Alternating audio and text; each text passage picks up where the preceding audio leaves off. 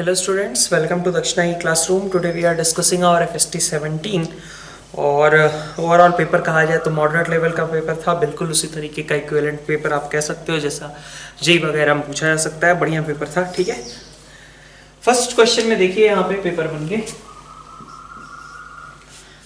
Paper one में sum of the series with sine x into sec 3x sine 3x into sec 3 square x, मतलब एक तरीके से देखा जाए तो यहाँ पे आप देख सकते हो कि हर टर्म किस तरीके का है, sine theta upon cos 3 theta type का है, ठीक है। Sine theta upon cos 3 theta type का हर एक टर्म है, ठीक है। अब इस तरीके की सीरीज का समेशन करना है तो कोई सिंपल से फॉर्मूले के साथ और मैनिपुलेट करके कोई ट्रिग्नोमेट्रिक सीरीज तो बन नहीं रही, तो अपन ऐसे में क्या कर सकते हैं, इसको यूज कर सकते हैं हम सिंपल सीक्वेंस सीरीज का वो कंसेप्ट कि हमें इसे डिफरेंस के फॉर्म में एक्सप्रेस करना होगा। डिफरेंस में एक्सप्रेस करने के लिए आपने क्या किया, कॉस थीटा से ऊपर नीचे मल्टीप्लाई, तो ये बन गया आपका हाफ साइन 2 थीटा नीचे कॉस थीटा कॉस 3 थीटा, ठीक है। तो अब आप देख सकते हो ये इस तरीके के क्वेश्चन पहले ही पूछे जा चुके हैं। थीटा और 3 थीटा का डिफरेंस ऊपर 2 थीटा है, तो यहाँ पे क्या करना चाहिए, हाफ साइन, इसको लिख दिया मैंने 3 थीटा माइनस थीटा, ठीक है, और नीचे कॉस थीटा कॉस 3 थीटा। अब न्यूमरेटर को मैंने एक्सपेंड किया साइन a माइनस बी वाले फॉर्मूले के साथ, तो क्या बन जाएगा, sine 3 theta cos theta, division में करोगे कॉस थीटा कॉस 3 थीटा तो क्या बनाएगा ये tan 3 theta minus sine theta cos 3 theta upon cos theta cos 3 theta. Cos 3 theta cancel हो गया, बचा के tan थीटा। तो पहली टर्म आपकी है half tan 3 theta minus tan theta, ठीक है, ठीक है। ये आपका एक तरीके से जनरल टर्म हो गया। अब थीटा की जगह पहली बार क्या लिखा हुआ है, तो थीटा की जगह पहली बार लिखा हुआ है x, तो इसका मतलब अगर मैं कहूं पहली टर्म क्या है, तो पहली टर्म है half tan 3x minus tan x, ठीक है। सेकेंड टर्म की बात करते हैं, सेकेंड टर्म इसी तरीके से क्या है, हाफ tan, यहां पे थीटा की जगह हमारा 3x है, तो ये बन जाएगा 9x माइनस tan 3x। अब देख सकते हो आप कैंसिलेशन स्टार्ट हो गई इस तरीके से, ठीक है। तो लास्ट में हमारे पास t n तक का सम करना है, तो n में हमारे पास क्या आ जाएगा, हाफ यहाँ पे tan 3 की पावर n आ जाएगा, 3 रेज़ टू पावर n, भाई 2 है तो 3 स्क्वायर आया है, तो यहाँ पे n है तो 3 की पावर n आ जाएगा, और दूसरी टर्म जो भी रहेगी वो कैंसिल आउट होगी ही। तो सम करने पे हमारे पास बचेगा क्या, इधर से ये टर्म और इधर से ये टर्म, ठीक है। तो ओवरऑल सम हो गया half tan of 3 raise to power nx minus 10x, ये आपका करेक्ट आंसर हो जाएगा, ठीक। सेकंड क्वेश्चन देखते हैं। सेकंड क्वेश्चन में हमारे पास कहा गया है कि दो अलग अलग लाइंस हैं जो कि रोम्बस के डायगोनल्स को रिप्रेजेंट करते हैं, सम ऑफ पॉसिबल वैल्यू ऑफ ए। तो रोम्बस का डायगोनल, ठीक है, तो साइड्स का जो एंगल बाइसेक्टर होगा वही रोम्बस का डायगोनल होगा, और वो किसको सेटिस्फाई कर रहा है, 3,5 को, ठीक है। 3,5 पे वो डायगोनल्स, दोनों ही डायगोनल्स 3,5 से पास करते हैं, ये चीज कही गई है। तो एंगल बाइसेक्टर्स की इक्वेशन लिखो। एंगल बाइसेक्टर यहाँ पे क्या होंगे, ax plus y minus 16 upon under root a square plus 1, ठीक है, is equal to, plus minus कर देंगे, यहाँ पे मॉड लगा दिया है ना, प्लस माइनस, इधर से क्या आ जाएगा अपने पास, x plus a y minus 6 upon under root a square plus 1। तो खैर under root a square plus 1 तो एक पॉजिटिव क्वांटिटी है, हटी गई, बचा क्या हमारे पास, ax प्लस वाई माइनस 16 और is equal to plus minus x plus a y minus 6, ठीक है। किससे पास करता है ये, 3,5 से, तो 3,5 के करस्पॉन्डिंग हमारे पास दो इक्वेशंस बन जाएंगी, ठीक है, कि 3,5 इसको सेटिस्फाई करना चाहिए। एक बार प्लस साइन के साथ ले लिया, एक बार माइनस साइन के साथ, तो एक बार आ गया अपने पास x plus y minus 16 is equal to plus x plus a y minus 6, ये किसको पास, किससे सेटिस्फाई करेगा, 3,5 से। और दूसरा एक नेगेटिव साइन के साथ आप लिख दो, नेगेटिव साइन के साथ आपके पास इक्वेशन आएगी x plus y minus 16 is equal to minus of x plus a y minus 6, ये भी किससे सेटिस्फाई करेगा, 3,5 से।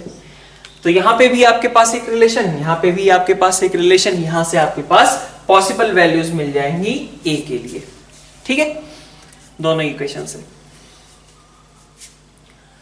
क्वेश्चन नंबर 3 देखिए। क्वेश्चन नंबर 3 में हमारे पास equation locus of variable point, अब जो वेरिएबल पॉइंट का लोकस दिया हुआ है वो चीज देखो, इस तरीके का हमने नोट्स में भी, सॉरी मॉड्यूल में एक एक्सप्रेशन इस तरीके का फंडामेंटल्स में यूज किया गया था। X cube plus y cube plus 3xy is equal to 1। इसको कैसे लिख सकते हो, x cube plus y cube minus 1 cube is equal to 3xy minus 1 लिख सकते हैं, लिख सकते हैं। तो ये a cube plus b cube plus c cube is equal to 3abc, मतलब a plus b plus c को क्या होना चाहिए, 0 होना चाहिए, या तो a equal to b equal to c होना चाहिए। तो इसका मतलब क्या था कि या तो x is equal to y is equal to minus 1 हो जाए, लेकिन उसने इसके लिए मना कर दिया है, उसने कहा है कि xy is not equal to minus 1 comma minus 1। तो दूसरा ही केस हो सकता है कि a plus b plus c क्या हो, 0 के बराबर, भाई x is equal to y equal to minus 1। एक ये सिचुएशन हो सकती थी a equal to b equal to c वाली, जो कि यहाँ पे मतलब मना कर दी गई है, ठीक है।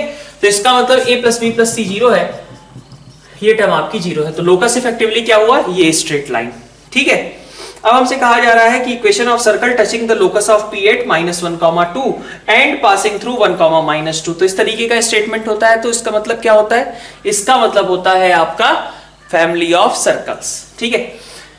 तो x प्लस वाई माइनस 1 को टच करता है कौन से पॉइंट पे, -1, 2 पे, ठीक है।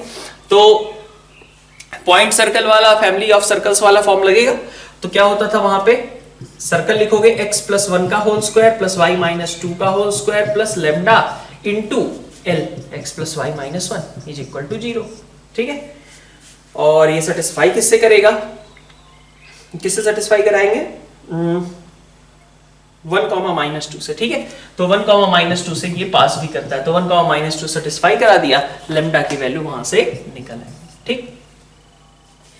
क्वेश्चन नंबर 4 देखिए। क्वेश्चन नंबर 4 में हमारे पास f(x) is equal to sine pi का इंटीग्रल मल्टीपल लिखा हुआ है। तो पाई का इंटीग्रल मल्टीपल अगर रहेगा एंगल में और साइन सामने है, तो साइन ऑफ 2 पाई 3 पाई 5 पाई 7 पाई -7 पाई सब क्या होता है, 0 होता है। तो इसका मतलब f(x) के साथ जो पहली टर्म लिखी हुई है वो क्या है, 0 प्लस 2x माइनस 1 प्लस उसके बाद वाली टर्म क्या है, तो मॉड ऑफ, अपन पहले ऐसे लिख लेते हैं, x माइनस हाफ का होल स्क्वायर लिखा हुआ है। तो इसका मतलब ये था 2x minus 1 plus mod of x minus half, ठीक। अब दो केस ले लो, जब x ग्रेटर देन हाफ है और x लेस देन हाफ है। तो अपन देख लेते हैं, x ग्रेटर देन और इक्वल टू हाफ का केस अगर लेते हैं, तो यहां से 2x माइनस 1 और प्लस x माइनस हाफ, तो 3x माइनस 3/2। और जब x आपका लेस देन हाफ है, तो इसका मतलब है x माइनस हाफ। ये आपका ग्राफ, मतलब ये इस तरीके का f(x) रहना चाहिए। तो ग्राफ बना के हम देख लें, सबसे आसान रहेगा। f(x) is equal to f inverse x के लिए हमें सॉल्यूशंस निकालने थे ना, ठीक है। तो f(x) is equal to f inverse x के लिए देख लो, हमें हाफ पे देखें, हाफ पे वैल्यू दोनों के 0 ही है, तो हाफ कॉमा 0, ठीक है। और 3x माइनस 3/2, तो 3x माइनस 3/2 मतलब कि यहां से ये स्लोप पकड़ लेगा 3 का, ठीक है। और दूसरा x माइनस हाफ है, तो x माइनस हाफ छोटी स्लोप पे रहेगा, है ना, ऐसा कुछ। तो y is equal to x के साथ देखते हैं, है ना भाई। ये अगर f(x) की ये दोनों लाइनें हैं, तो f इनवर्स x का मतलब क्या होगा, इन दोनों की मिरर इमेज किस लाइन में, y is equal to x में। तो y is equal to x, देखो अगर इसको मैं y is equal to x minus half बोल रहा हूं, तो y is equal to x तो इसके पैरेलल होगी ना, ठीक है। तो y is equal to x minus half और ये वाली line y is equal to x, ये दोनों तो कभी इंटरसेक्ट नहीं करेंगे, दोनों आपस में कैसी लाइंस हैं, पैरेलल लाइंस। लेकिन ये दूसरी जो थी 3x माइनस 3/2, ये उसको इंटरसेक्ट करेगी। तो अगर उसको इंटरसेक्ट करेगी तो उसी के करस्पॉन्डिंग हमारे पास, ठीक है, सॉल्यूशन बन सकता है। देख सकते हैं क्या, इसका मिरर इमेज भाई y is equal to x minus half का मिरर इमेज लोगे तो कैसा हो गया, y equal to x minus half के पैरेलल ही एक लाइन बनेगी ना। लेकिन अगर मैं y is equal to 3x minus 3/2, ये जो लाइन थी हमारी 3x माइनस 3/2, इसकी मिरर इमेज लेता हूं, तो इसकी मिरर इमेज कुछ इस तरीके की आ जाएगी और ये पॉइंट ऑफ इंटरसेक्शन हमारा बन जाएगा, ठीक है। तो 3x माइनस 3/2 और y is equal to x के करस्पॉन्डिंग हमारे पास पॉइंट ऑफ इंटरसेक्शन एग्जिस्ट करेगा। x माइनस हाफ के करस्पॉन्डिंग कोई भी इंटरसेक्शन नहीं होगा, क्योंकि y is equal to x और y is equal to x minus half एक दूसरे के पैरेलल थे। और y is equal to x minus half के पैरेलल जो, मतलब जो अगर हम इमेज लें, मतलब f इनवर्स x का ग्राफ ड्रॉ करें, तो y is equal to x minus half के पैरेलल ही आ जाएगा, ठीक है। तो इसलिए उसका कोई भी सॉल्यूशन एग्जिस्ट नहीं करेगा वहां, ठीक है। चलो नेक्स्ट स्लाइड में आगे का सेक्शन स्टार्ट करते हैं। तो नेक्स्ट स्टार्ट करते हैं क्वेश्चन नंबर 5। क्वेश्चन नंबर 5 में देखो, सबसे पहले तो f double dash x minus 3 दिया हुआ है, ठीक है। एफ डबल डैश एक्स तुम्हारा -3 दिया हुआ है, एफ डैश -4 तुम्हारा 10 है, एफ डैश -4 तुम्हारा 10 है, और एफ ऑफ 4 तुम्हारा एफ डैश 4 ही है ना, 14 है, ठीक। तो आप देख सकते हो जैसे जैसे आगे जा रहे हैं यहाँ पे फिलहाल दिखाई दे रहा है कि एफ डैश की वैल्यू घट रही थी। तो अब आप एक चीज ऑब्जर्व कर सकते हो कि यहाँ -14 और 10, मतलब अगर आप देखो यहाँ से सीधा सीधा तो एफ डैश 4 और एफ डैश -4, ठीक है। डिवीजन में अगर मैं 4 -4 अप्लाई करूं तो आपको दिख रहा है कि ये वैल्यू कितनी आ रही है, -3 आ रही है। लेकिन कहा गया था कि एफ डैश एक्स आपका हमेशा -3 से बड़ा है, ठीक है। एफ डबल डैश एक्स -3 से बराबर है या बड़ा है। तो आप देख सकते हो कि -3 से अगर बड़ा रहा होगा, ठीक है, अगर कभी भी ये -3 से बड़ा हो गया तो वैल्यू कैसी हो जाएगी, ये -3 से बड़ी हो जाएगी ना। अगर हमेशा थ्रू आउट इस इंटरवल में एफ डबल डैश एक्स आपका -3 से बड़ा हो तो 10 से और ज्यादा तेजी से डिक्रीज करेगा। अगर -3 का स्लोप पकड़ के ये डिक्रीज करना स्टार्ट करता है तो कहां पहुंचेगा ये, -14 पे। आप समझ सकते हो ना कि भाई 8 यूनिट्स एक्स के अलोंग ये इंक्रीज कर रहा है, तो कितना वाई के अलोंग डिक्रीज करना चाहिए था, -24। अगर -3 का कांस्टेंट इस तरीके का एफ डबल डैश एक्स हमारा -3 ही होता तब हम पहुंचते -14 पे। लेकिन अगर उसने कह रखा है कि उससे भी ज्यादा डिक्रीज करता है, F double dash x is greater than -3, मतलब कम डिक्रीज करता है, तो इसका मतलब ये वैल्यू -14 से ज्यादा होनी चाहिए थी, -14 से कुछ बड़ी होनी चाहिए थी, ठीक है। तो अब इसका मतलब क्या हुआ कि एफ डबल डैश एक्स, ठीक है, तुम्हारा -3 एग्जैक्टली होना ही पड़ेगा, तभी हम यहां पे पहुंच सकते हैं, क्योंकि -3 से छोटे तो जा नहीं सकते, और -3 से बड़े जाएंगे तो हम -14 तक नहीं पहुंच पाएंगे, इससे वैल्यू कंपैरेटिवली बड़ी रहेगी, ठीक है। क्योंकि कांस्टेंट अगर -3 पकड़ करके ये चलाए तो ये हमारा -14 पे पहुंच रहा है, ठीक है। तो इसका मतलब कि एफ डबल डैश एक्स हमारा -3 है, तो एफ डैश एक्स आपका क्या है, -3x प्लस कांस्टेंट, ठीक है।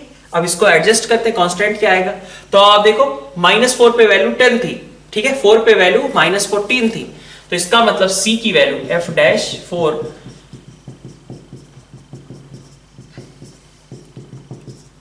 c की वैल्यू -2, तो एफ डैश एक्स आपका कितना हो गया, -3x -2, तो एफ एक्स आपका कितना हो गया, -3x² 2 -2x प्लस कोई कांस्टेंट। अब ये कांस्टेंट कौन एडजस्ट कराएगा, तो इसके लिए दे रखा है f0 = 0, तो f0 0 है, मतलब c भी क्या हो गया, 0 के बराबर, तो इसलिए fx आपका इसके बराबर आ गया। अब आगे का क्वेश्चन स्टार्ट करते हैं। तो gx = कितना लिखा हुआ है, 0 से x ft, मतलब -3t² 2 -2t dt, ठीक है।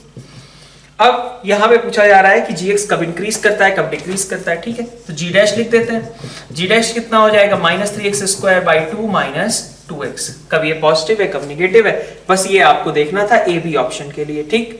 Graph of gx is concave downwards, तो g डबल डैश एक्स आपको देखना था कि g डबल डैश एक्स का साइन क्या है, तो g डबल डैश एक्स आपके पास कितना आ जाएगा, -3x -2, ठीक है। और fx has maximum value at x = 2, तो वो आप fx के लिए मैक्सिमम वैल्यू चेक कर सकते हो डिफरेंशिएट करके, ठीक है। नेक्स्ट आते हैं क्वेश्चन नंबर 6 पे। क्वेश्चन नंबर 6 हमें इंटीग्रेट करना था किसको, x की पावर 4 + 1 अपॉन x की पावर 6 + 1 को, ठीक है। तो अब इसमें आप चाहो तो एक बार को सोच सकते थे कि x² वगैरह से डिवाइड कर ले, हमारे पास डायरेक्टली फैक्टर्स बन जाए, ठीक है। एक वो मेथड हो सकता था, यहाँ पे काम नहीं कर रहा है। यहाँ पे एक चीज और हम क्या ऑब्जर्व कर सकते हैं कि ये हमारा x4 + 1 है, नीचे वाली चीज का फैक्टर एग्जिस्ट करता है x² + 1 और x4 - x² + 1 लिख सकता हूं, ठीक है। ऐसे लिखा जा सकता है a³ + 1, तो a + 1 a² - a + 1, ठीक। अब इसमें आप देखिए x की पावर 4 - x² + 1, ठीक है, और ये बनाने का ट्राई कर रहे हैं अपन, ठीक है। x² को और ऐड कर लिया हमने, ठीक है, और नीचे हमने लगा दिया यहाँ पे भी x4 - x² + 1 × x² + 1, ठीक है, और सेम चीज यहाँ पे भी लगाएंगे, ठीक है। जो यहाँ पे था वही यहाँ पे भी लग जाएगा, ठीक है। लेकिन इसको बाद मैंने क्या किया, इस तरीके से लिख दिया, ठीक है, क्लब करके ही लिख दिया। तो इससे हुआ क्या, ये दोनों तो कट गए, सीधा आ गया 1/x² + 1 dx, प्लस यहां से क्या आएगा, तो यहां से देख सकते हैं x² dx अपॉन x³ का होल स्क्वायर + 1, ठीक। तो ये लिखा हुआ था आपका tan 1x और यहाँ पे लिखा हुआ था आपका अगर आप एक्स क्यूब को टी समझते हो तो ये 1/3 dt, ठीक है, 1/3 dt, और नीचे आपके पास है टी स्क्वायर प्लस 1, ठीक है। हाँ, तो 1/3 और dt upon T square plus 1 मतलब tan inverse t, tan inverse x cube, ये आपके पास टर्म बन जाएगी। और प्लस कांस्टेंट है, कांस्टेंट एज इट इज छोड़ देना है, उसको डिसाइड नहीं करना था, ठीक है। तो ये 6 क्वेश्चन हो गया। क्वेश्चन नंबर 7 पे जाते हैं। क्वेश्चन नंबर 7, ठीक है, z minus c is equal to p into 1 plus i t, ठीक। तो ए ऑप्शन तो डायरेक्टली हो सकता है ना। ए ऑप्शन में देखो z अगर c के बराबर है तो इसका मतलब कि p into 1 plus i t upon 1 minus i T आपका 0 के बराबर है, ठीक है। और p भी 0 दे दिया गया, तो इसका मतलब t कुछ भी हो जाए क्या ही फर्क पड़ता है भाई। p अगर 0 है तो t कुछ भी दिया जाए उससे क्या फर्क पड़ता है। हम ऐसे नहीं सोचेंगे कि z minus c upon p हो गया, z minus c upon p is equal to 1 plus i t upon 1 minus i t, ऐसा नहीं सोचना है, क्योंकि ये तो हम अपनी ओर से चेंज कर रहे हैं ना। उसने तो p को इधर ही लगा रखा था, तो हमने उसे डिनोमिनेटर में ले आया, उसका कोई एग्जिस्टेंस एक्चुअली नहीं था, ठीक है। तो अपन देखें z माइनस सी अगर आपका 0 है, राइट साइड में p आपका 0 है, तो इसका मतलब कि 1 plus i t upon 1 minus i T में कुछ भी लिखा हो हमें कोई फर्क नहीं पड़ता। तो t अनडिफाइंड नहीं होना चाहिए था, t बिलोंग्स टू r होना चाहिए था। t can take any value, ठीक है, एनी रियल वैल्यू। फिर आगे बढ़ते हैं, बी ऑप्शन की बात करते हैं। तो ए ऑप्शन तो हमारा इसी वजह से रॉन्ग हो गया, ठीक है। किसी को अगर इसकी वजह से दिक्कत हुई हो कि इसको ऐसा लिख देंगे, तो ऐसा आप लिख रहे हो, ऐसा क्वेश्चन में नहीं कहा गया है, ठीक है। बी ऑप्शन की बात करते हैं। z माइनस सी अगर आपका बिलोंग्स टू r है, मतलब अगर कोई कॉम्प्लेक्स नंबर के बारे में लिख रखा है कि वो रियल है, तो कॉम्प्लेक्स नंबर रियल है अगर, तो अपन कैसे यूज करते हैं, अपन कहते हैं वो नंबर और उसका कॉन्जुगेट दोनों आपस में बराबर होंगे। तो दोनों को आपस में बराबर कर दिया हमने कहा कि z माइनस सी क्या था, p 1 plus i t upon 1 minus i t, और इसका कॉन्जुगेट क्या होगा, तो p तो चलो रियल है, एज इट इज रहेगा, 1 प्लस आई टी का 1 minus i T, 1 minus i t का 1 प्लस आई टी, ये दोनों ऐसे रहेंगे, ठीक है। तो आप देखिए यहां से क्या आएगा, p p कैंसिल आउट हो गए, 1 प्लस आई टी का whole square is equal to 1 minus i t का होल स्क्वायर। तो 1 plus i square t square plus 2 i t is equal to 1 plus i square t square minus 2 i t. तो i square t square cut गए, बचा क्या, ये चीज तभी हो सकती है जब t की वैल्यू क्या रही हो 0 के बराबर, ठीक है। तो बी ऑप्शन आपका बिल्कुल सही है, ठीक। सी ऑप्शन की बात करते हैं। सी वगैरह में क्या दे रखा है, z नॉट इक्वल टू सी, मतलब राइट लेफ्ट साइड वाली चीज नॉट इक्वल टू 0 है, ठीक है। तो अब आप एक चीज देखो, 1 minus i t upon 1 plus i t का मॉड क्या है, ठीक है। इसका मॉड कैसे निकालोगे, तो आप इसी के कॉन्जुगेट से मल्टीप्लाई कर देते हो कि अगर इसका मॉड निकालना है तो अपन क्या यूज करते हैं, इसका square is equal to 1 minus i t upon 1 plus i t और इनटू इसका conjugate 1 plus i t upon 1 minus i t. तो आपका सब कुछ कैंसिल आउट हो गया, बचा क्या 1, इसलिए हमारे पास चीज क्या आ गई, mod of 1 minus i t upon 1 plus i t is 1, ठीक है। ये आपका 1 के बराबर है। तो इसका मतलब क्या हुआ कि मॉड ऑफ z माइनस सी को कहा जा सकता है कि मॉड ऑफ z माइनस सी आपका p के बराबर होगा, कह सकते हैं।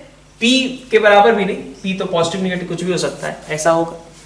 तो अपन ये भी बोल सकते हैं कि z माइनस सी, ठीक है, इज इक्वल टू जो जैसा उसने दे रखा है, mod of z minus c is equal to plus minus p। ये बात ठीक हो गई ना भाई, p पॉजिटिव नेगेटिव कुछ भी हो सकता था, तो इसीलिए हमने उसको एडजस्ट करने के लिए लिखा कि प्लस माइनस p, ठीक है। तो उसी के लिए लिखा है p is equal to plus minus mod of z minus c, ठीक।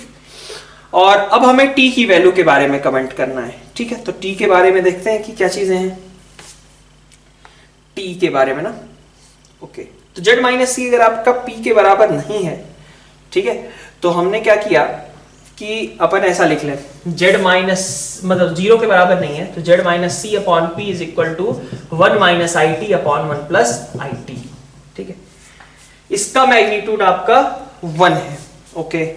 तो इसका मैग्नीट्यूड अगर 1 है तो यहां से पहले t को हमने निकालने का ट्राई किया, कंपोनेंडो डिविडेंडो ही लगा लेते हैं, z माइनस सी और plus p upon z minus c minus p। इधर क्या आएगा, 1 minus i t plus 1 plus i t, तो 2 अपॉन इधर आ जाएगा आपके पास -2it, ठीक है। 2 कैंसिल हो गए, माइनस साइन है, तो हमारे पास बच रहा है क्या कि -it इज इक्वल टू ये पूरा टर्म, तो अपन it लिख लेते हैं। it इज इक्वल टू कितना आएगा, it इज इक्वल टू आपका आ जाएगा p plus c minus Z है ना, तो अपन ऐसा लिख लेते हैं, ठीक है। और ऊपर लिख देते हैं p plus z minus c, ठीक है। ये आपका it की टर्म हो गई, ठीक।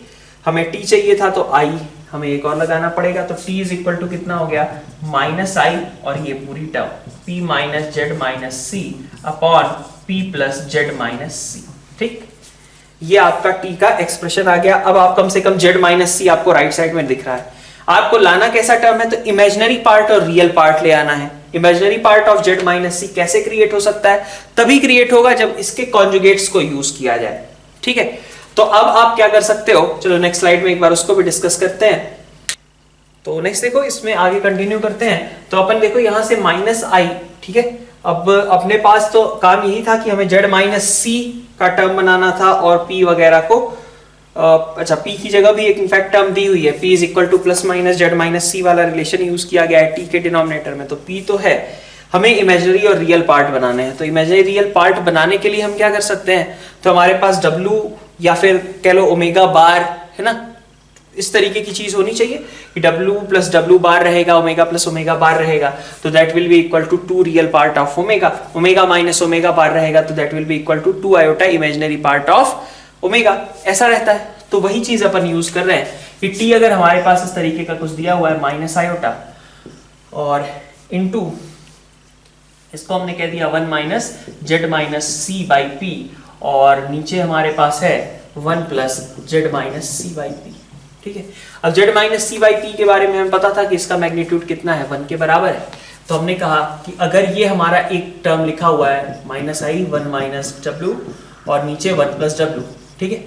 तो अगर हम 1 प्लस w बार से ऊपर नीचे मल्टीप्लाई कर दें 1 प्लस w बार से, क्यों, क्योंकि यहाँ पे w बार तो 1 हो जाएगा, लेकिन w प्लस w बार की जो टर्म बनेगी वो रियल पार्ट बना लेगी, ठीक है। तो हमने w बेसिकली किसको रिप्रेजेंट किया, z minus c by p को, जहां मॉड ऑफ w क्या था 1 के बराबर था। अब आप इसको यूज कर लो यहां से, तो ये आपके पास टर्म बना देगा, ठीक है। w plus w bar 2 real part of w, ठीक है, 2 real part of z minus c by p, ठीक, और प्लस 1 और plus w bar that is 1 already, ठीक। तो ये इस तरीके से आप इसको कन्वर्ट कर सकते हो, ठीक है। तो बढ़िया क्वेश्चन था, टफ क्वेश्चन था ये, क्वेश्चन नंबर 7 अगर देखा जाए अभी तक का। नेक्स्ट स्टार्ट करते हैं क्वेश्चन नंबर 8। तो अब देखिए क्वेश्चन नंबर 8 में हमारे पास अगर हम टर्म्स लिखते जाएं तो काम बन जाएगा आपका आसानी से। अगर आप एडिशन करने बैठोगे तो फंस जाओगे। Sn is equal to summation kn into r की पावर k। तो k raise to power n, तो k की वैल्यू 1 से स्टार्ट हो रही है, 1 raise to power n into r की power 1 plus 2 raise to power n into r की power 2, 3 raise to power n into r की पावर 3, अप टू कहां तक, ऐसे इनफाइनाइट तक है, ठीक है। तो ये आपका Sn रहा। अच्छा, तो S0 की वैल्यू अगर देखें, सबसे पहले ए ऑप्शन S0 का मतलब क्या है कि यहां पे हमने r की पावर k है ना, हाँ ठीक है। तो हाँ, n को हमने 0 पुट कर दिया, तो n को 0 पुट करोगे तो क्या बनेगा, n को 0 पुट करने का मतलब है r की पावर 1, या फिर यहाँ पे r स्क्वायर, यहाँ पे r क्यूब, और इस तरीके से आपका इनफाइनाइट टर्म्स। तो ये सम कितना आएगा, r अपॉन 1 माइनस r आएगा, इसलिए हमारा ए ऑप्शन इनकरेक्ट हो जाता है। फिर बी ऑप्शन की बात करते हैं, ठीक, ये आपका r upon 1 minus r। B option में देखिए आपका S1 और S0 के बीच का रिलेशन है, तो S0 तो आपने निकाल लिया, S1 का मतलब क्या होगा, S1 का मतलब है 1 into r plus 2 into r square plus 3 into r cube plus 4 into r 4 up to infinity. मतलब इस ये एजीपी लिखी हुई है, इसको शिफ्ट करके लिख दो, आर से मल्टीप्लाई करके 1 into r square 2 into r cube up to infinity, ठीक है। S1 1 minus r is equal to r plus r square plus r cube up to infinity. तो मतलब ये लिखा हुआ है आर अपॉन 1 माइनस आर, ठीक। तो S1 की वैल्यू कितनी हो गई, r अपॉन 1 माइनस r का होल स्क्वायर, ठीक है, S1 आपका ये हो गया, S0 आपको गिवन ही है R/1 माइनस R। अब आप रिलेशन चेक कर सकते हो। ठीक, फिर अपन आते हैं सी ऑप्शन पे। सी ऑप्शन में डिफरेंशिएट वगैरह करने लग गए। ठीक है, तो अच्छा खैर S2 भी निकालना है डी ऑप्शन के लिए, चलो देख लेंगे अभी। सी ऑप्शन पहले देखते हैं। तो डिफरेंशिएट अगर आप करते हो तो डिफरेंशिएट कर रहे हो किसके रिस्पेक्ट में? R के रिस्पेक्ट में। तो R के रिस्पेक्ट में अगर आपने डिफरेंशिएट किया मतलब DSN अपॉन DR, इसकी बात कर रहे हैं पहले तो। ठीक है, तो ये आपका एक्सप्रेशन क्या बनेगा? ये आपका एक्सप्रेशन बन जाएगा 1 की पावर n प्लस 2 की power n plus 1 into r plus 3 की power n plus 1 into r square plus 4 की पावर n प्लस 2 नहीं n प्लस 1, ठीक है, r क्यूब। और इसी तरीके की टर्म्स आपके पास इनफाइनाइट तक चली जाएंगी। आपको क्या करना था? इसमें r से मल्टीप्लाई करना था, तो r से मल्टीप्लाई कर दीजिए। ठीक है, तो r से मल्टीप्लाई करने पे 1 की power n into r plus 2 की power n plus 1 into r square plus 3 की power n plus 1 into r cube, है ना। ऐसे आपके पास टर्म्स आती जाएंगी। तो ये आपका Sn प्लस 1 है क्या? तो Sn प्लस 1 में क्या आएगा? देखो 1 की power n plus 1 into r, 2 की power n plus 1 into r square, 3 की power n plus 1 into r cube, है ना। तो ये सारी टर्म्स वही बनती गई जो कि Sn प्लस 1 के लिए रिक्वायर्ड थी। तो this is equal to Sn plus 1।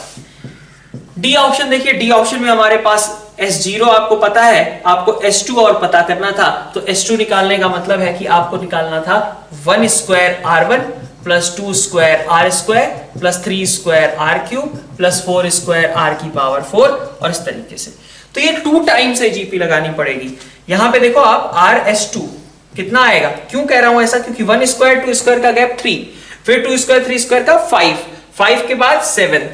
ठीक है, डायरेक्टली जीपी नहीं, एपी नहीं है, लेकिन जो डिफरेंस है वो एपी क्रिएट कर रहे हैं। तो इसीलिए 2 बार हमें एजीपी वाली चीज अप्लाई करनी पड़ेगी। RS2 आपने किया तो 1 square into r square plus 2 square into r cube plus 3 square into r 4, और इसी तरीके से। अब देखिए S2 इंटू 1 माइनस आर आ जाएगा, इज इक्वल टू वैल्यू कितनी आएगी? इज इक्वल टू आपके पास आ जाएगा 1 स्क्वायर आर की पावर 1, यहां से 3, है ना। तो 1 R1 प्लस यहां से 3R स्क्वायर प्लस यहां से 5R क्यूब प्लस यहां से 7R की पावर 4 और अप टू इंफिनिटी। ठीक है, फिर आप R से मल्टीप्लाई करके एक टर्म शिफ्ट करके लिख दो, ये आपका एजीपी का यहां से सम निकल आएगा। तो नेक्स्ट हम क्वेश्चन नंबर 6 देख लेते हैं एक बार। क्वेश्चन नंबर 6 में आप देखिए क्या कहा जा रहा था। हमारे पास एक गेम शो है ना, और उसके अंदर एक कंटेस्टेंट है, ठीक है, वो अपना डिसीजन स्विच करे या फिर ना करे। ठीक है, तो आसान क्वेश्चन ही है थोड़ा सा, लेकिन आपको लॉजिकली यहाँ पे सोचना पड़ेगा, कुछ कंफ्यूजन लैंग्वेज के टर्म्स में हो सकती है लोगों को। ठीक है, क्या था? अगर वो मान लो कि उसने, मैं ऐसे कहता हूं कि उसने ए वाला डोर सेलेक्ट किया। ठीक है, तो 2 सिचुएशंस हो सकते हैं ना। 2 सिचुएशंस ये हो सकते हैं कि उस डोर के पीछे कोई प्राइस था, और दूसरा केस हो सकता है उस डोर के पीछे प्राइस नहीं था। तो पहला केस लेता हूं मैं कि उसने एक डोर सेलेक्ट किया, सपोज ए, है ना। जो डोर सेलेक्ट किया उसके पीछे प्राइस था। इस बात की प्रोबेबिलिटी कितनी है? 1/3 है। 1/3 इस बात की प्रोबेबिलिटी हो गई कि जो डोर उसने सेलेक्ट किया है उसके पीछे प्राइस था। ठीक है, अब जो होस्ट है, मान लो उसने ए डोर सेलेक्ट किया और ए डोर के पीछे प्राइस था। ठीक है, ये कंटेस्टेंट ने किया। अब जो होस्ट है वो या तो बी खोलेगा या तो सी खोलेगा। ठीक है, अब होस्ट ने क्या किया? होस्ट ने सी खोल दिया मान लो। ठीक है, होस्ट ने सी खोला। ठीक, होस्ट के एक डोर खोलने की प्रोबेबिलिटी कितनी है? कुछ भी होगी मान लो, है ना, वो पी मान लिया मैंने। अब हम पहले ये सोचें कि अगर उसको खुला हुआ देखा उस बंदे ने, और उसने कहा कि अच्छा मुझे अपना डिसीजन स्विच कर लेना चाहिए। ठीक है, वो चाहता है अपना डिसीजन स्विच कर ले। तो अगर वो स्विच कर लिया डिसीजन, अगर उसने डिसीजन स्विच किया, तो इस बात की प्रोबेबिलिटी कि उसको प्राइस मिलेगा 0, क्योंकि जो उसने पहले सेलेक्ट किया था उसी में तो प्राइस था। और अगर वो अब स्विच कर लेगा तो प्राइस मिलने की प्रोबेबिलिटी कितनी हो जाएगी? 0 हो जाएगी ना।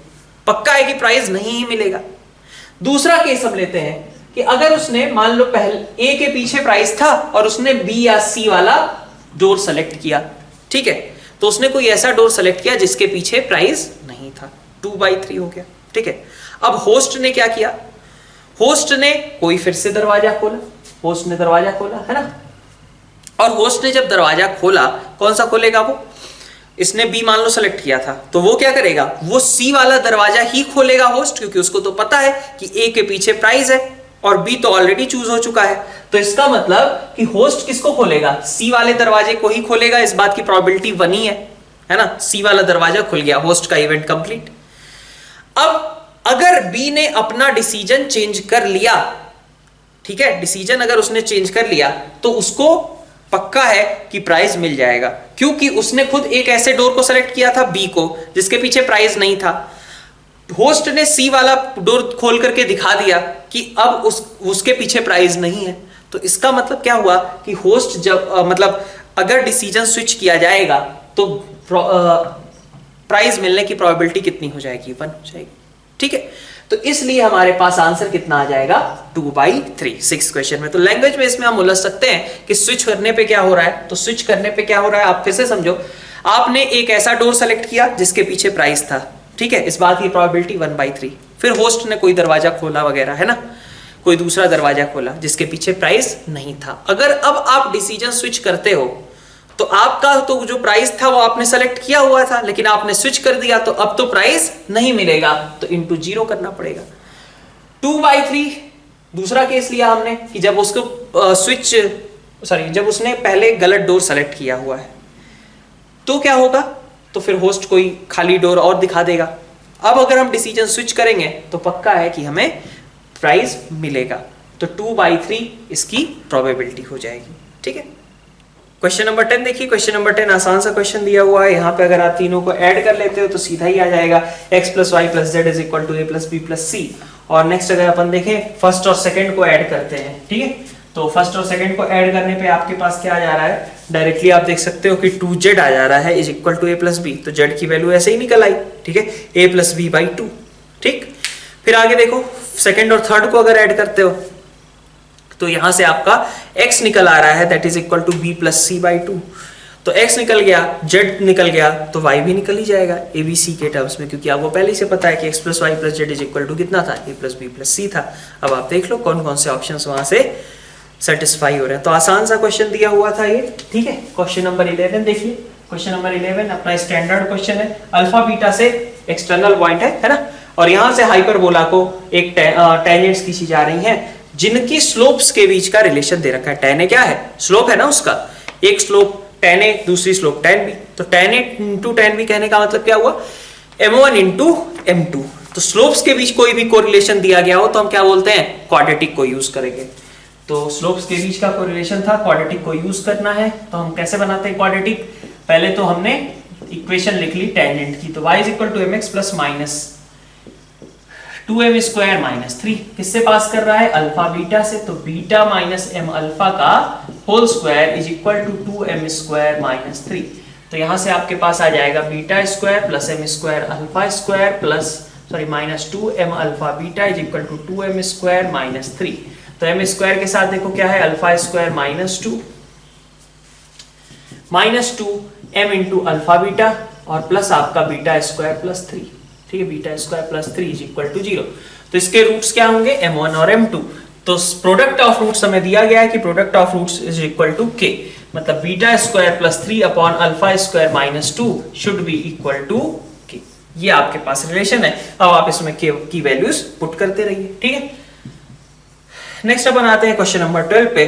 क्वेश्चन नंबर 12 में देखो, तो यहाँ पे आपके पास जो राइट साइड में सीरीज दे रखी है उस सीरीज में 2 का गैप है, 2nc0 फिर 2nc2 2nc4 2nc2n, मतलब सारे इवन वाली चीजें हैं। तो ऐसी सीरीज कैसे बनाई जा सकती है, ऐसी सीरीज तब बनाई जा सकती है जब हम किसी x + y की पावर n करें और x - y की पावर n लें और दोनों का एडिशन करें। तो जब दोनों का एडिशन करेंगे तो ऑड वाले सारे खत्म हो जाएंगे, कैंसिल आउट हो जाएंगे, एक पॉजिटिव और एक नेगेटिव लेकर के हमारे पास सिर्फ इवन वाली चीजें बची रह जाएंगी। ठीक है, तो इसी कंसेप्ट पे अपन यूज करेंगे यहाँ पे कि अगर हम यहाँ पे लेते हैं इस तरीके का टर्म 3 है, 3 स्क्वायर है ना, तो देखो इसको ऐसे लिखो 2nc0 प्लस इसको ऐसा लिखा √3 स्क्वायर इंटू 2nc2, ठीक है, प्लस √3 की पावर 4 2nc4 और इसी तरीके से आगे की टर्म्स। ठीक, तो अब इसको क्लब करना है हमें, ठीक है इतनी बात। तो स्क्वायर है, यहाँ पे भी 4 है, तो अपन यूज कर सकते थे, क्या यूज कर सकते थे, √3 + 1 की पावर में 2n और √3 - 1 की पावर में 2n, ठीक है। तो 2nc0 लोगे तो √3 की पावर में आपको 2n यूज करना पड़ेगा, ठीक है। तो इस तरीके का अगर यूज करते हो तो आपके पास टर्म्स कैसी आएंगी, 2nc0, इसको थोड़ा सा एडजस्ट कर लेंगे, 1 + √3 कर लेते हैं, क्योंकि यहाँ पे √3 की पावर में 2n आने लगेगा, तो 1 + √3 कर लेते हैं और इसको कर लेते हैं 1 - √3, कोई फर्क नहीं है, ठीक है। बस इसी फॉर्म में कन्वर्ट करने के लिए जो स्टैंडर्ड हमारा टर्म्स आते हैं, √1 की पावर में क्या आता है 2n - पहला टर्म क्या होगा 1 की पावर में 2n - 0 और √3 की पावर में 2n, ठीक है। तो खैर ये हमारे पास 1 + √3 की पावर 2n और 1 - √3 की पावर 2n, इस तरीके का हमने टर्म ले लिया, ठीक। अब इसका सम जो है वो रिप्रेजेंट करेगा हमारी इस चीज को, लेकिन बाई 2 भी करना पड़ेगा, क्योंकि इसमें तो ट्वाइस हो जाएंगे ना हर एक टर्म्स, तो हमें बाई 2 भी लगाना पड़ेगा, तो ये पूरे का बाई 2। ये किसको रिप्रेजेंट करता है, ये रिप्रेजेंट करता है आपका 2 की पावर n - 1 × tn को, ठीक है। ये रिलेशन इनफैक्ट दिया हुआ है, ठीक है। तो 2 की पावर n - 1 था, ओके। अब इसको कैसे क्लब करें हम, तो √3² √3 की पावर 2n और ये सारी टर्म्स है हमारे पास। अब इसको फर्दर सिंप्लीफाई करते हैं, तो फर्दर सिंप्लीफाई करने पे देखो इसको ऐसे लिखा जा सकता है ना, 1 + √3 का स्क्वायर की पावर n, मतलब 4 + 2 √3 की पावर में n। यहां से क्या लिखा जा सकता है 4 - 2 √3 की पावर में n और अपॉन, ठीक है, इज इक्वल टू 2 की पावर n - 1 × tn, ठीक है। तो आप देखो 2 की पावर n यहां से भी कॉमन निकल जाएगा, 2 की पावर n यहां से भी कॉमन निकल जाएगा, तो हमने वही काम किया, 2 की पावर n को कॉमन निकाल दिया, 2 + √3 की पावर में n और 2 - √3 की पावर में n, ये लिखा हुआ था। और नीचे 2 है, तो नीचे 2 है मतलब यहाँ पे n - 1 हो जाएगा आपका इफेक्टिवली, इज इक्वल टू 2 की पावर n - 1 × tn हो जाएगा। तो tn की वैल्यू आपके पास हो गई 2 + √3 की पावर n + 2 - √3 की पावर, ठीक है। ये आपका tn हुआ। तो खैर t4 वगैरह तो आप निकाल लोगे, t4 वगैरह निकालने में तो कोई दिक्कत है नहीं। बाकी चीज क्या बची हुई है कि tn, tn + 1, tn + 2 ये AP बना रहे हैं या फिर नहीं बना रहे हैं, ठीक है। तो tn, tn + 1 और tn + 2 इसको अपन चेक कर लेते हैं एक बार, ठीक है। तो tn हमारे पास ये टर्म है 2 + √3 की पावर में, tn + 1 लिखें और tn + 2 लिखें, ठीक है। तो चलो पहले एक बार 2tn + 1, अगर हम ये ऑप्शन चेक करते हैं तो वहां पे क्या कहा जा रहा है 2tn + 1 = tn + tn + 2। तो 2tn + 1 का मतलब क्या होगा, इसका मतलब होगा 2 × 2 + √3 की पावर में n + 1 और प्लस 2 - √3 की पावर में n + 1, ये आपका 2tn + 1 हो गया। इज इक्वल टू कितना आना चाहिए, उस समय आना चाहिए था tn और tn + 2 का सम। तो tn आपके पास और tn + 2, तो 2 + √3 की पावर n और 2 - √3 की पावर n और प्लस आप देखो 2 + √3 की पावर में n + 2 और 2 - √3 की पावर में n + 2। आपको कंपेयर किससे करना था, n + 1 वाली चीज से। तो आप पहले n + 1 को कॉमन निकालो जरा। तो इन दोनों में आपने 2 + √3 की पावर n + 1 को कॉमन निकाल लिया, ठीक है। तो आपके पास चीज क्या बची, आपके पास बचा हुआ है ये 1/2 + √3 और साथ में बचा हुआ है 2 + √3, ठीक। यहां से देखो आप दूसरी टर्म में 2 - √3 की पावर n + 1 को आप बाहर निकालोगे, ठीक है। तो 1/2 - √3 और प्लस 2 - √3, यही चीज बची। तो 2 - √3 2 + √3 मिलके कितने हो गए 4, और यहां से कितना आ गया, ये भी आ गया आपका 4। तो ये लिखा हुआ था 4 × 2 + √3 की पावर n + 1 प्लस 2 - √3 की पावर n + 1, ठीक है। तो tn + 1 सॉरी tn + 2 इसके बराबर है। 2tn + 1 जब आप कर रहे थे तो भी 2 ही टाइम्स आ रहा था, तो मतलब 4tn + 1 जब करेंगे तो इसके बराबर आएगा। मतलब आप कह सकते हैं यहां से कि 4tn + 1 = tn और tn + 2 का एडिशन, ठीक है। तो इस तरीके से आपका बी वाला ऑप्शन यहां से करेक्ट हो जा रहा है। नेक्स्ट न्यूमेरिकल वैल्यूज वाला सेक्शन स्टार्ट करते हैं। तो आप फर्स्ट क्वेश्चन देखो, tan x अपॉन x की पावर में tan x upon x minus tan x, किस फॉर्म का क्वेश्चन है ये? तो ये है आपका 1 की power infinity, tan x by x मतलब 1, और ऊपर क्या है tan x upon x minus tan x। वो अगर आप x से डिवाइड कर लो ऊपर नीचे तो आप समझ सकते हो किस फॉर्म में है, 1 अपॉन 0 मतलब कि इंफिनिटी। ठीक है, तो ये ओवरऑल कैसा फॉर्म है, बेस आपका 1 को टेंड कर रहा है, पावर आपकी इंफिनिटी को, तो 1 की पावर इंफिनिटी वाले फॉर्म का एकदम फॉर्मूला लगा दो। आपको क्या करना रहता है, e की पावर में रख देना रहता है किसको, जो भी बेस में से आप 1 सब्ट्रैक्ट करते हो इनटू पावर। ठीक है, तो आपको लिमिट x टेंडिंग टू 0, बेस में से 1 सब्ट्रैक्ट किया tan x minus x upon x और इनटू पावर, पावर आपका tan x upon x minus tan x। ठीक है, तो आपके पास ये बन जाएगा e की पावर में, आप देखो ये दोनों कट के -1, यहां से 1, तो e की पावर में -1। ये आपका पहले क्वेश्चन का आंसर है। ठीक है, सेकंड क्वेश्चन देखो, सेकंड क्वेश्चन में fx हमारा कुछ दे रखा है और हमें इन 0 से 1 fx का इंटीग्रेशन फाइंड आउट करना। तो fx क्या है देखते हैं पहले। fx का मतलब है n की वैल्यू 1 रखेंगे, है ना, तो 1 रखेंगे तो 1/2 और 1 के बीच में, तो x जब मेरा 1/2 और 1 के बीच में है तो उस समय आउटकम क्या है, आउटकम है आपका 1। जब 1/4 और 1/2 के बीच में है तो आउटकम है आपका 1/2। जब x आपका 1/4 और 1/8 के बीच में है तो आउटकम है आपका 1/4। ये इसी तरीके का चल रहा है ना, तो कितना आ जाएगा। अब देखो एरिया अगर आप कवर करो तो इसका मतलब है कि 0 से 1 fx, 0 से 1 fx इज इक्वल टू कितना हुआ, 1 यूनिट का एक रेक्टेंगल इस मतलब इस पोर्शन के लिए।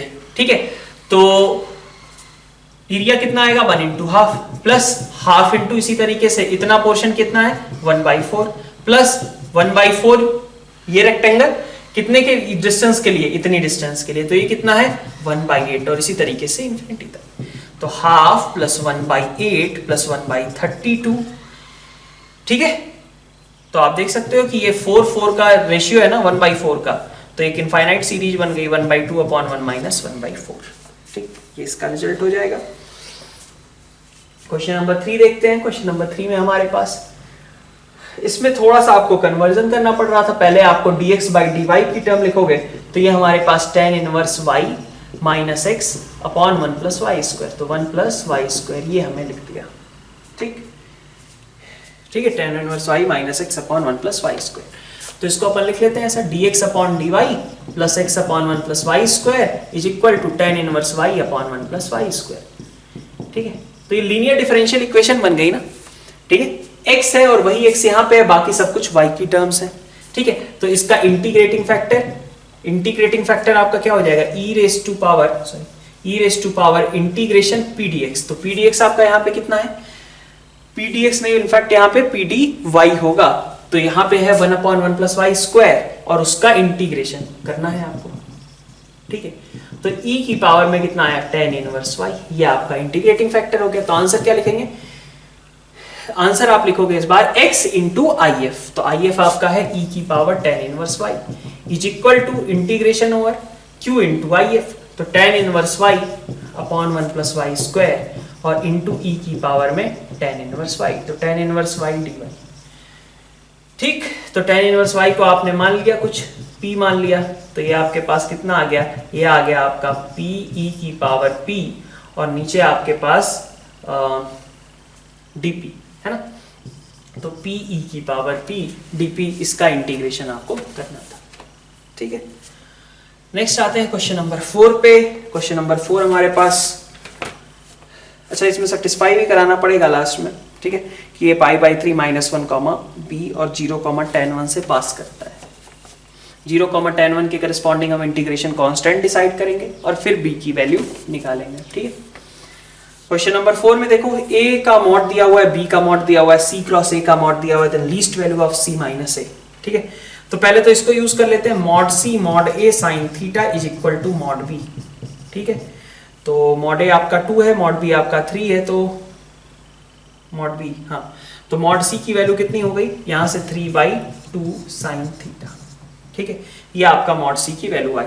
लीस्ट वैल्यू हमें निकालनी है किसकी, mod of c minus a की। तो मॉड के लिए अपन क्या बोलते थे कि कभी भी ऐसा रहे मॉड में दिक्कत हो तो मॉड ऑफ c माइनस ए का होल स्क्वायर कर लो, कितना आएगा mod of c square plus A square minus 2a mod c, ठीक, a डॉट c, ठीक है। तो c स्क्वायर आपका कितना था, इसके बराबर था, तो इसको लिख दो। आपके पास टर्म लिखी हुई है 9/4, ठीक है, साइन स्क्वायर ऊपर चला जाएगा कोसेक स्क्वायर थीटा प्लस ए स्क्वायर, ए आपका कितना था मॉड, ए का मॉड था 2, तो इसका square 4 minus 2 a dot c का मतलब क्या है, ए आपके पास 2 है, सी आपके पास ये था, तो ए डॉट सी मतलब पहले तो दोनों के मॉड का प्रोडक्ट करते हैं, 2 ए है आपका, ए का मॉड 2, सी का मॉड 3/2 साइन थीटा और इनटू उनके बीच का एंगल का कॉस, यही हो जाएगा ए dot C mod A mod C cos theta. तो आपके पास टर्म आ गई यहां से 9/4 cosec square plus 4 minus 2 cut गए, 2 × 3 6 और 6 कॉट थीटा, ठीक है, 6 कॉट थीटा। तो आपके पास सारी टर्म्स अब यहां से कॉट में कन्वर्ट की जा सकती है, तो आपने इसको कॉट में कन्वर्ट कर दिया, 9/4 cot square theta plus 25/4 minus 6 cot theta.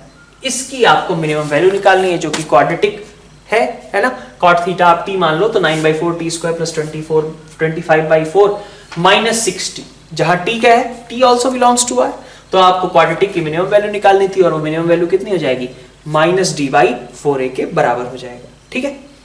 Next देखते हैं क्वेश्चन नंबर 5 में हमें एक प्लेन की इक्वेशन निकालनी है जो कि दो प्लेन्स के इंटरसेक्शन से पास करती है और किसी एक प्लेन के परपेंडिकुलर है। तो दो प्लेन्स के इंटरसेक्शन से पास करती है मतलब फैमिली ऑफ प्लेन्स सीधा, ठीक है। तो P1 प्लस लैम्डा P2 मतलब P1 क्या है आपका 2x plus 3y minus z plus 1 और लैम्डा P2 का मतलब क्या है x plus y minus 2z plus 3 is equal to 0। किसके परपेंडिकुलर है, तो एक ऐसे प्लेन के परपेंडिकुलर है जिसका नॉर्मल वेक्टर ये था, उसी से मतलब है हमें नॉर्मल वेक्टर से। तो आपको क्या चाहिए था कि इसका नॉर्मल वेक्टर इसका नॉर्मल वेक्टर दोनों परपेंडिकुलर हो, तो इसका नॉर्मल वेक्टर क्या है 2 प्लस लैम्डा, ठीक है, 2 plus lambda 3 plus lambda minus 1 minus 2 lambda, ठीक है। किसके परपेंडिकुलर है, इसके परपेंडिकुलर है।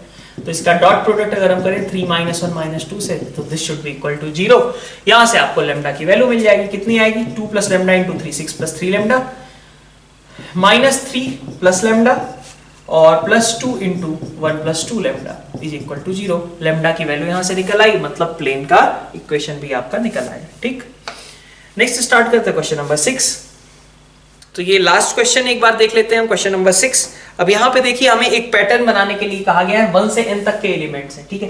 तो 1 2 3 अप टू n है ना, इनमें से कोई भी एक एलिमेंट जैसे लिखा हुआ है, अगर इनमें से कोई एक एलिमेंट आप मिस कर दो, ठीक है, तो भी सीरीज कैसी रहेगी, इंक्रीजिंग रहेगी, है ना, मतलब आपका काम अभी भी बन जाएगा। तो इसमें इस सीरीज में से कोई भी एक टर्म हटा दो तो बची हुई सीरीज क्या है तुम्हारी, इंक्रीजिंग ही रहेगी, ठीक है। तो एक तो ये खुद हो गई सीरीज जो आपको रिक्वायर्ड है, ठीक है, कोई भी एक टर्म हटा कोई फर्क नहीं पड़ता, ठीक है, एज इट इज इसको हमने रख लिया, ठीक है, n-1 तक, ठीक है, एक सीरीज वही हो जाएगी, n-1 तक रखो और n को हटा दो, हो गया, ठीक है, मतलब 1 से n तक की एज इट इज सीरीज हमने एक रख ली, ठीक है। इसके बाद की बात करते हैं। इसके बाद देखिए अगर हम मान लीजिए कि हम चाहें 2 3 4 है ना 5 अब n-1 और फिर n तक के लिख दें, ठीक है, और बचा क्या हमारा 1 बचा हुआ है, 1 को हटाया हमने। अब 1 को कहीं भी एकोमोडेट कर दो, 1 को चाहो तुम यहां पे लगा दो, 1 को चाहो तुम यहां पे लगा दो, 1 को चाहो तुम यहां, 1 को यहां, कहीं भी लगा दो, ठीक है। 1 को जब हटाओगे तो फिर सारी सीरीज कैसी हो जाएगी, इंक्रीजिंग बन जाएगी ना। तो इसका मतलब कि ये एक मेथड हो गया। इस तरीके से 1 को कितनी बार एकोमोडेट किया जा सकता है, कितनी जगहों पे इसको रखा जा सकता है, n-1 प्लेसेस पे। तो n-1 प्लेसेस पे हम 1 को रख सकते थे, ठीक है। अगली बार इसी तरीके से हम 1 3 4 5 लिख दें और 2 को एकोमोडेट कराने लगे, तो 2 को कितनी बार लिख सकते हैं ऐसे ही, n-1। तो टोटल कितने हो गए, n इंटू n-1। ये आपके पास ऐसी सिचुएशंस क्रिएट हो रही हैं।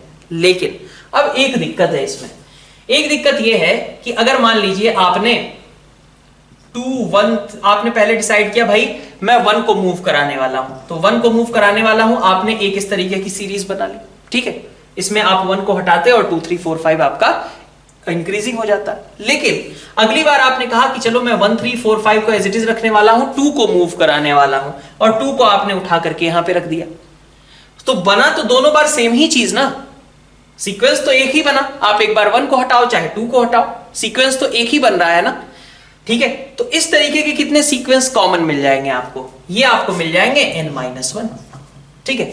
तो अब आपके पास ये कॉमन चीजें जो बार बार रिपीट हो रही थी, इनको एक बार सब्ट्रैक्ट करना पड़ेगा। तो टोटल आपका इतना हो रहा था, उसमें से आप n-1 सब्ट्रैक्ट कर दीजिए, और एक ओरिजिनल सीरीज जो थी वो ओरिजिनल सीरीज आपको रखनी ही है, ठीक है। तो ये इस तरीके से इसमें से इसको सब्ट्रैक्ट किया, और प्लस ओरिजिनल सीरीज जो एज इट इज आपको उसको कंटिन्यू करना ही करना है, ठीक है। तो यहां पे हमारा इस पेपर का डिस्कशन एंड होता है। नेक्स्ट पेपर के लिए अपन मिलते हैं। Thank you all.